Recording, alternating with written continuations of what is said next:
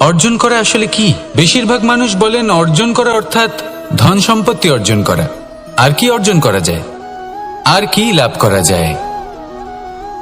আসল প্রশ্ন হলো এটাই যে কি এমন আছে যা বাস্তব রূপে অর্জন করার যোগ্য। তা হলো ব্যবহার, জ্ঞান এবং সন্তোষ। কেন?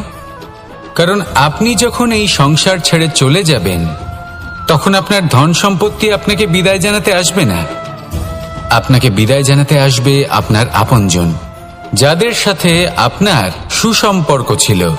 সমগ্র সংসারে সহস্র মানুষ ধন অর্জন করে থাকেন। শ্রেষ্ঠ মানুষ হলেন তিনি যিনি ব্যবহার, জ্ঞান এবং সন্তোষ অর্জন করে থাকেন, একে সকলের মধ্যে বিতরণ করেন।